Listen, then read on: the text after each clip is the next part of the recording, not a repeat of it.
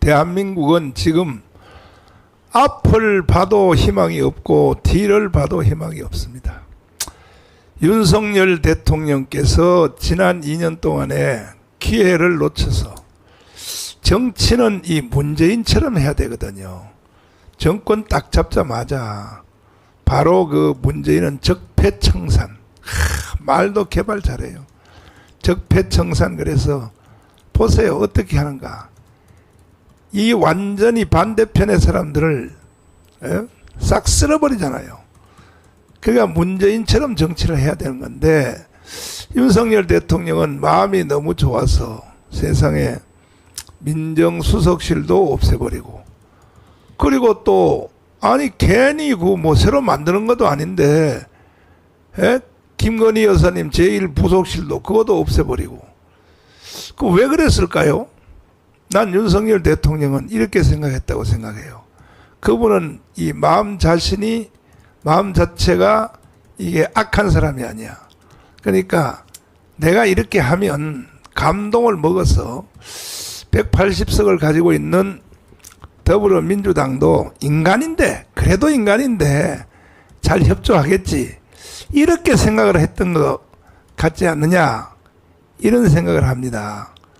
그런데 이재명을 비롯한 이번에 192석 한 저 사람들이 사람입니까? 저를 사람이라고 보면 안 되거든요. 그리고 총지휘자는 북한이에요. 북한이 총지휘하는 대로 움직인단 말이에요. 이걸 윤석열 대통령이 이제 모르다가, 내가 보니까 어제 그저께 그 인천에서 자유총연맹에서 연설하는 걸 보니까 윤석열 대통령이 이제는 확실히 아는 것 같아요. 근데 너무 늦었어요. 왜? 지금 청와대 비서관들 그 간신배들 요거요 2조 500년 역사도 보면요, 한 왕이 몰락하거나 망할 때는 간신배들 때문에 망합니다. 간신배들. 청와대 지금 300명의 비서관들이 다 내가 보면 간신배들이에요. 간신배들한테 다 둘러싸여 가지고 대통령 혼자서 이렇게 말해봤자 이게 무슨 위력이 있나요? 100만 공무원, 걔들은 지금 뭐라고 생각해요? 이미 벌써 정권이 넘어간 걸로 기정사실화하고, 괜히 말이야 무리하게 일했다가 나중에 윤석열 대통령 끝날 때 같이 깜빵을 갈 일을 왜 하냐 이거지요. 이 지금 대한민국 분위기가 이렇다는 것입니다. 여기에 대해서 오직 유일한 희망은 눈이 오나 비가 오나 우리가 5년 동안 이 광화문을 위하여, 나라를 위하여, 자유통일을 위해서, 정권 교체를 위하여 정말 생명을 걸었던 이 광화문 외에는 희망이 없는데, 자 일단은 윤석열 대통령의 그 한번 연설을 다시 한번 들어보고 이제 토크를 시작하도록 하겠습니다. 광복 이후 격변과 혼란 속에서도 이승만 대통령께서는 이 땅에 자유의 가치를 심고 자유 대한민국을 건국하셨습니다. 박정희 대통령께서는 전쟁의 폐허 속에 절망에 빠진 우리 국민들에게 할 수 있다, 하면 된다는 자신감을 불어넣으며 국민과 함께 한강의 기적을 이루어냈습니다. 자유민주주의와 자유시장경제를 선택한 대한민국은 전 세계가 부러워하는 경제 강국을 넘어 이제 세계를 선도하는 문화 강국이 되었습니다. 하지만 공산 전체주의를 선택한 북한은 세계에서 가장 어둡고 가난한 지구상의 마지막 동토로 남아 있습니다. 우리가 자유와 풍요를 누리는 지금도 북한에는 기본적 인권조차 박탈당한 채 굶주림에 고통받는 많은 동포들이 있습니다. 북한 정권은 국제사회의 거듭된 경고에도 핵과 미사일 능력을 고도화하고 있고, 최근에는 오물풍선과 같은 비열한 도발까지 감행하고 있습니다. 러시아와는 UN 안보리 결의를 정면으로 위배하는 조약까지 체결했습니다. 저와 우리 정부는 말이 아닌 힘으로 우리의 자유와 번영을 굳건히 지켜내겠습니다.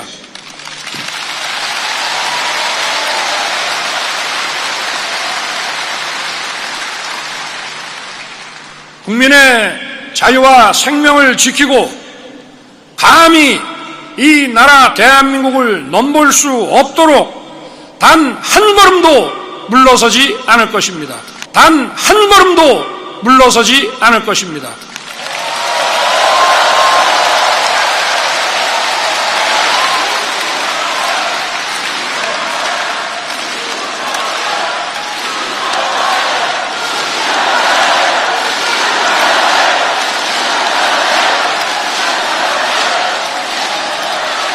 자유가 있는 곳에 창의와 혁신이 자랐고 번영이 꽃피웠습니다. 우리 대한민국의 역사도 바로 자유를 향한 역사였습니다. 자유는 자유를 지키기 위한 결연한 의지와 투쟁 위에서만 존재해 왔습니다. 의지와 투쟁 없이 자유를 지켜낼 수 없습니다. 우리가 자유를 지키기 위해서는 거짓 선동과 싸우고 정의와 진실을 회복해야 하는 것입니다. 그것이 바로 자유를 위한 투쟁의 출발점입니다. 지금 우리는 또 다른 도전과 위기에 직면해 있습니다. 글로벌 복합 위기는 우리 경제에 심각한 도전이 되고 있고 우리 사회의 갈등과 대립은 대한민국의 지속 가능한 미래까지 위협하고 있습니다. 이런 때일수록 올바른 역사관, 책임 있는 국가관, 확고한 안보관을 바로 세우는 일이 무엇보다 중요합니다. 우리 모두 힘을 모아 지금의 위기를 슬기롭게 극복하고 위대한 여정을 다시 시작합시다. 감사합니다.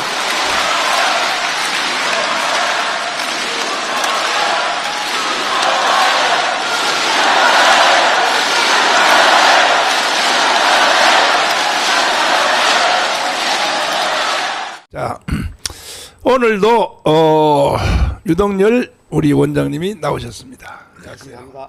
이동호 교수님 나오셨습니다. 네, 안녕하십니까. 김주영 대표님 나오셨습니다. 안녕하세요. 우리 원장님, 예, 이 연설문 듣고 예. 어떤 느낌이 오십니까? 그 2년 전에 똑같은 그 자유총연맹 그 창립 기념사 때는 더 세게 반국가 세력을 척결해야 된다.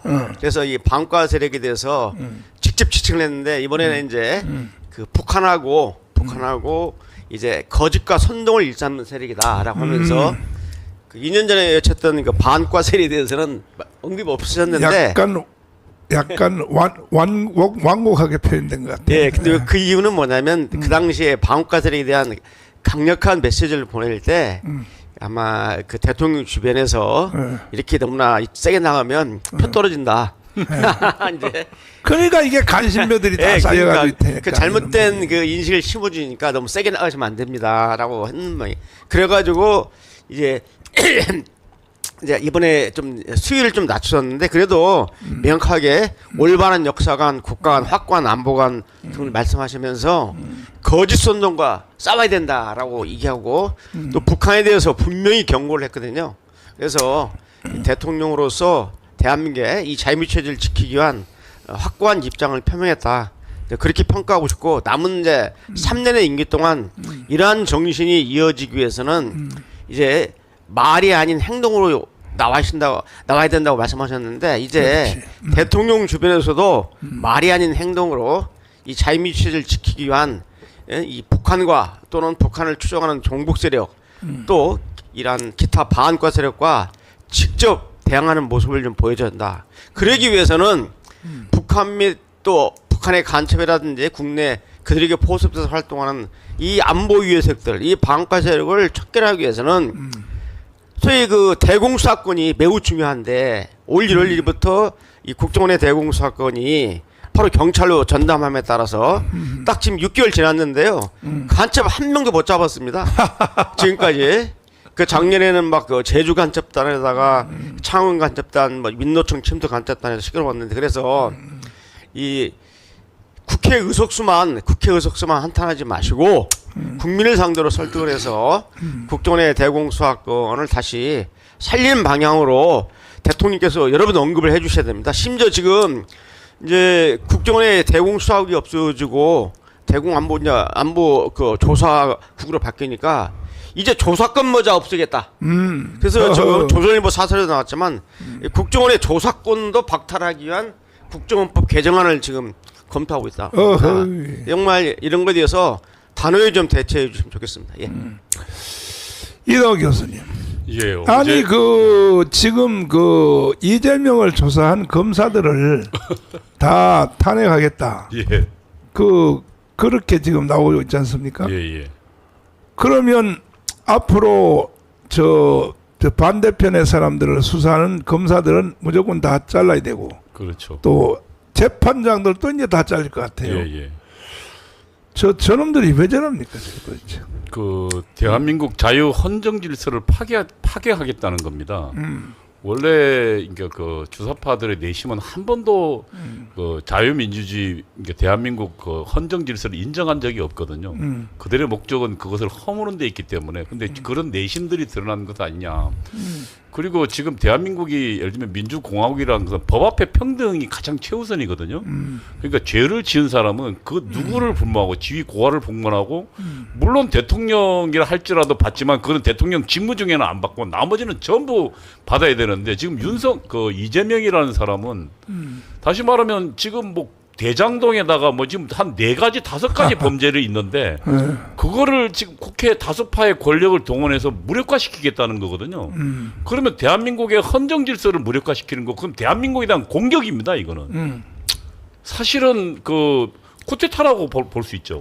대한민국에 대한 그러니까 국회를 동한 쿠데타 이렇게 볼 수 있습니다. 저는. 광고 말씀을 드리면 저희들은 다음 주에도 월요일 날부터 광고 띄워주시고 경주에 대구 경북 장로연합회 집회를 합니다. 그런데 여기에 자유마을 대표들은 오면 안 돼요. 이게 방값이 얼마나 비싼지 압니까?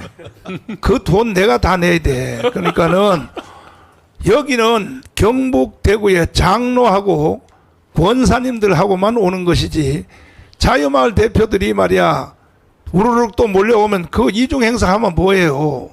그러니까 올 필요 없어요. 한 사람도 오면 안 돼요. 오면 안 되고 장로 권사들만 경북 대구 그것도 경북 대구에 속한 장로 연합회 집회를 합니다. 경주 덕케이 호텔에서 합니다. 오후 1시부터 시작을 합니다. 저는 몸도 안 좋지만 제가 순교의 정신으로 요거는 나 혼자 딱 강의합니다. 나 혼자 1박 2일 동안에 이제 딱 나 혼자 강의하니까 왜냐하면 이게 말씀 집회를 해달라고 주일날 우리 교회 설교하는 거 다니엘 새 기둥이 너무 좋다고 요거 설명해달라 그래서 내가 그거 설명하기 위해서 경북 대구 장로들 모임에 갑니다. 네, 몇 번 목사님 그러니까 세 타임이죠. 세 타임. 네. 그러니까 오후에 한 타임하고 저녁에 하고 그 다음날 아침 하고 세 타임 딱 합니다. 그러니까 자유마을 대표, 자유마을 회원들은 거기에 끼우끼우 거리지 마요. 하지 말고 빨리 서명 받으라고 밖에 가서 서명 받으란 말이에요. 이 더운 날씨에 목숨 걸고 빨리 3,000명씩 8월 15일 날 동원할 3,000명씩의 서명 명단을 작성을 하라고 미리 작성을 해주시고 그리고 또 서울에 왔다가 다시 또 금요일 날은 부산에 백스코 갑니다. 부산 백스코 제일 큰데 알죠? 부산 백스코 위로 띄워주시고 부산 백스코에서는 이거는 자유마을 대회합니다. 이건 단 원타임 합니다.